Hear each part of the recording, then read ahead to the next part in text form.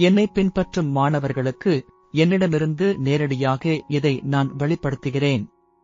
சமீபமாக ஒரு 3 மாத காலங்களாக என் உடலில் ஏற்பட்டிருக்கும் பல்வேறு பருவ மாற்றங்களை வார்த்தையால் கலந்துரையாடலாக விவாதிப்பது கடினமான ஒரு சூழலாகத்தான் நான் கருதுகிறேன்.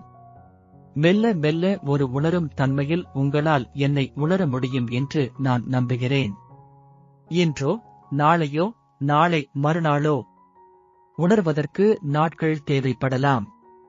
இதில் ஒரு செயல் என்னவென்றால் என் உடலில் இருந்து மின்காந்த அலை நேரடியாக வெளிப்படுகிறது. இதற்கு அடிப்படை காரணம் இடகலை, பிங்கலை, சுழுமுனையில் இணைந்தது, சந்திரன், சூரியன் இணைந்தே இருப்பது, சூரியனுடைய தாக்கம் தீவிரமாக வெளிப்படுவது. இதனுடைய ஒரு வடிவம் மின்காந்த அலையாக உடலின் உள்ளிருந்து உடலுக்கு வெளியே அது வெளிப்பட தொடங்கியிருக்கிறது. பல்வேறுபட்ட சவால்களையும் பல்வேறுபட்ட நீண்ட பயணத்தையும் நாம் மேற்கொண்டிருக்கிறோம்.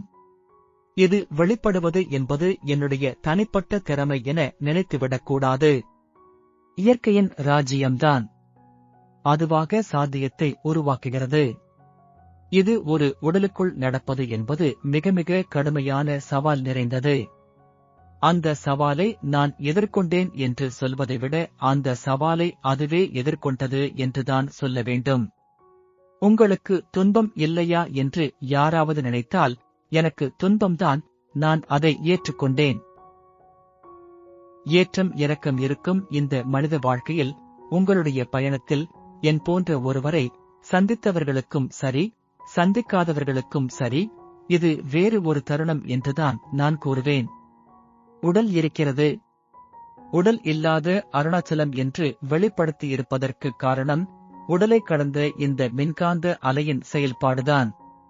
நம்மை பின்பற்றும் மாணவர்களுக்கு உடல் இருக்கிறதே, உங்கள் குருவுக்கு உடல் இல்லையா என்று யாராவது கேள்வி எழுப்பினால் நீங்கள் அதை உணருங்கள் என்று சொல்லிவிட்டு கடந்து போங்கள். இந்த மின்காந்த அலையின் வெளிப்பாடு என்ன என்று எல்லோரும் பார்ப்பார்கள். அதனால் இது ஒரு நல்ல தருணம். இதை பயன்படுத்தி உடல் இல்லாத அருணாச்சலம் என்று அழைப்பது உங்களுக்கு ஒரு வெளிச்சத்தையும் ஒரு பாதையையும் உருவாக்கித் தரப்படும். எல்லாம் இடகலை, பிங்கலை, சுழுமுனை, வெட்டவெளி இருப்பிடம்.